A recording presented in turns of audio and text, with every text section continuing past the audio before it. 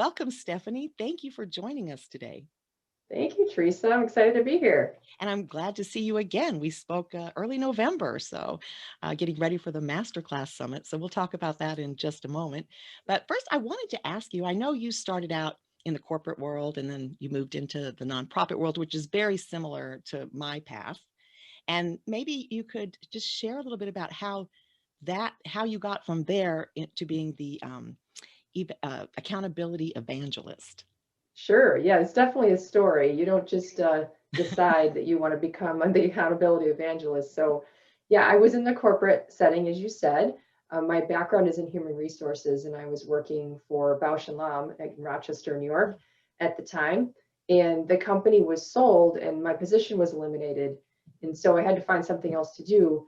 But during the time at Bausch and Lomb, I was actually very involved in the United Way campaign, and it gave me a taste and an itch to do more work with nonprofits. So it's certainly unfortunate to be laid off, but it gave me the opportunity to work at a nonprofit, which is what I ended up doing. And when I went to the first nonprofit, it's a human services organization that serves people with developmental disabilities, traumatic brain injuries, epilepsy, et cetera.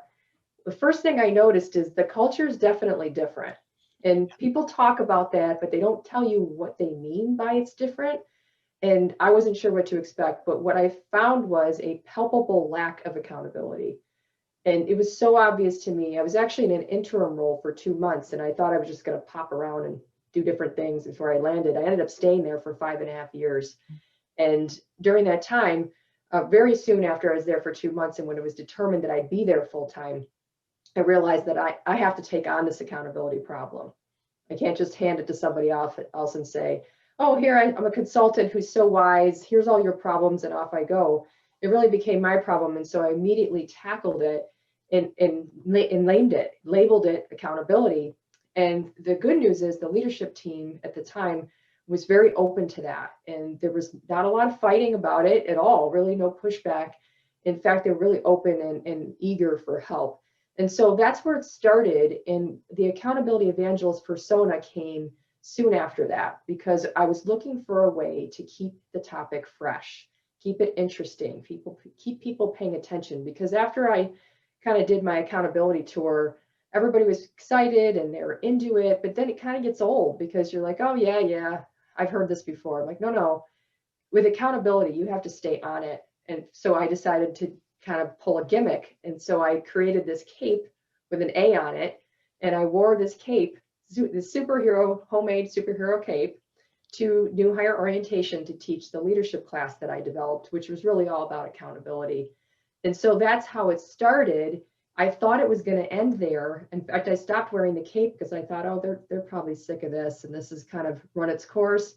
But the first time I didn't wear it, oh my goodness, people were all over me. Where's your cape? You have to wear your cape. So even on my last day of work there, they made me wear the cape. And so after I left, I decided to refocus my business that I already had on the side to be accountability evangelist. And so the persona lives on. That's fantastic. And then now here you are hosting, launching the upcoming Master Class Summit. Mm-hmm. And that starts January 11th, correct? That's right. I know I'm in there, but I, I had to think for a minute about the date. And so tell me about that. What gave you that I don't know idea to do this, and how did you end up deciding? I'm assuming you haven't done this before. Am I correct? Correct. Okay. You're right. Mm-hmm. So it's a big project. So I'm just wondering like how that came about and, what motivated you to do this and what you're hoping the outcome will be. Sure. Well, there's two things. There's what motivated me to do the summit at all, and then why did I choose the topic? So the first thing is in with the pandemic, the financial situation at my current employer, who I'm finishing up with in the next couple of days, uh, was hard, as it was for many organizations. It's a startup, and so our sales did not do well in the pandemic, and my financial situation therefore wasn't great. I had a business on the side, but I wasn't doing much with it, and I decided that I needed to find out if my business could do something. If I actually put forth the effort that's required, is this business going to go somewhere? So I myself participated in a summit similar to the one that you participated in with me. And through that, one of the speakers is now my coach.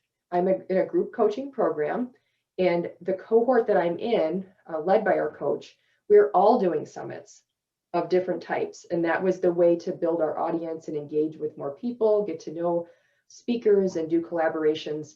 It's been a phenomenal experience for me. Wow. And so I was a little intimidated, I got to tell you, as you said, it's a huge project and it's really hard to do it when you're already working full time, which is one of the reasons why I decided to leave my other job. As of the first of the year, I'll be full time on Accountability Evangelist. And so during the summit, which runs from January 11th to the 31st, I'll be very hands on.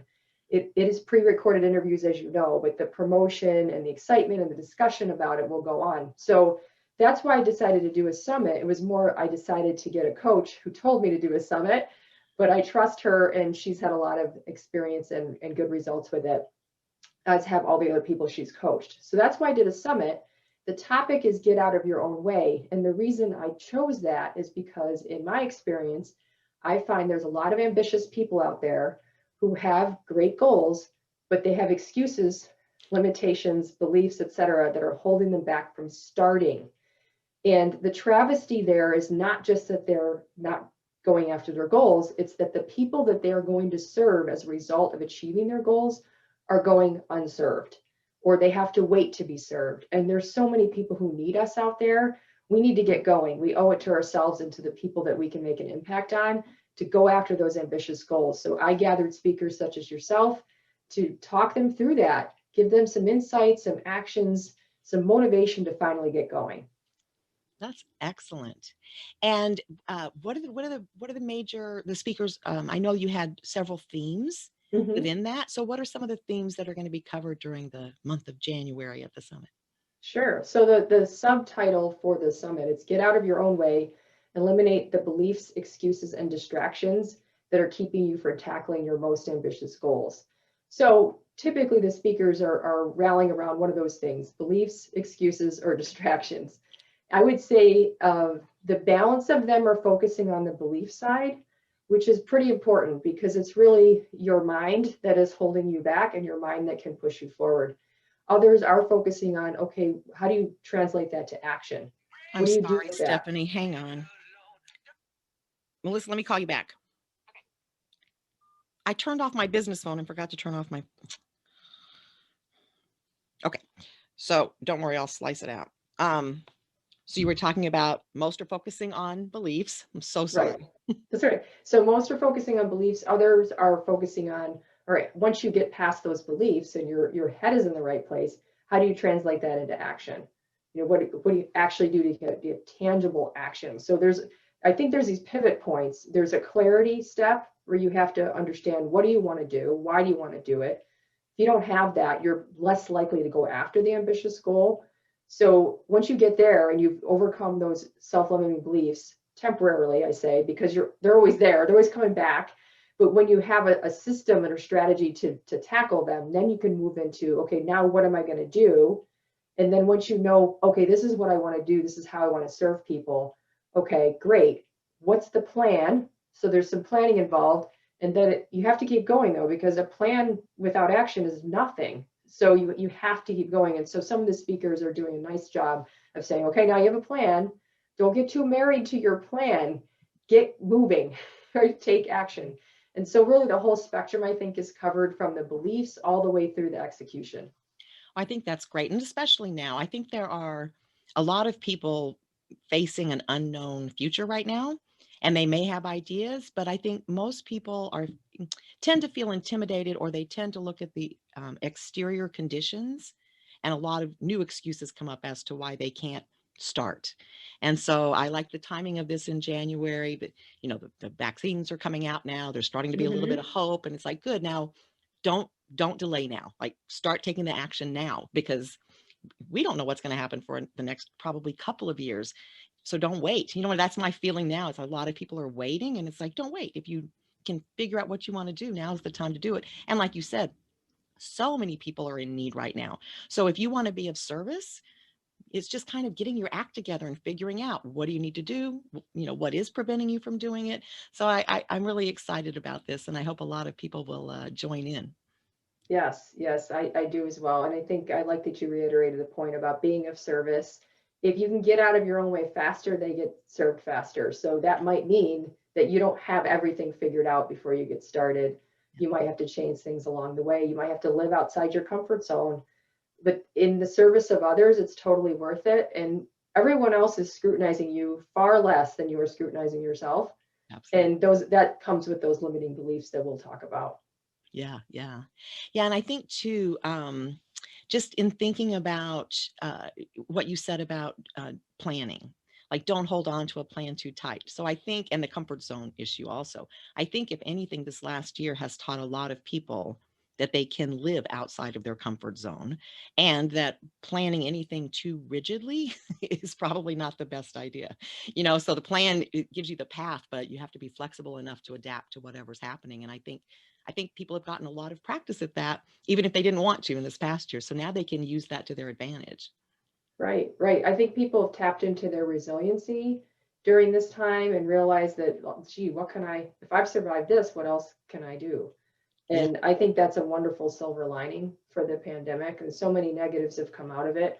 But you said earlier about people waiting, it's counterintuitive, but now's a great time to do something different. I think people are a lot more forgiving and tolerant of experimentation. If you want to try something, it doesn't work, no big deal. Try something else. I think people really want to see each other succeed in a way they didn't in the past. Yeah. So it's okay. Try it. It's the best time to do it. It is counterintuitive, but there's no reason to wait. And if you have waited, don't beat yourself up about it. You can start anytime. Yeah. I agree. I agree. So I guess in closing, I would like to ask if you have any insight or tip, or just maybe one thing you could share with people about getting out of their own way to kind of get them in this mood to really start exploring. Yeah, sure. So one of the things I've been focusing on personally is rewriting my own rules. And first, you have to recognize that you have them and that they're really yours and no one else's.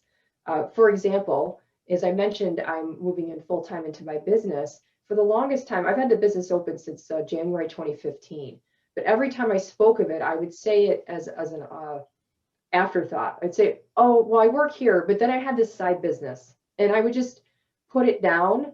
And I wouldn't label myself as a true entrepreneur because I didn't feel like I was legitimate because it was just a side thing. Well, the reality is, for many entrepreneurs, it's a side thing. They have to start somewhere, and very few people can just take the leap with no financial cushion and just say, I'm going to do this full time.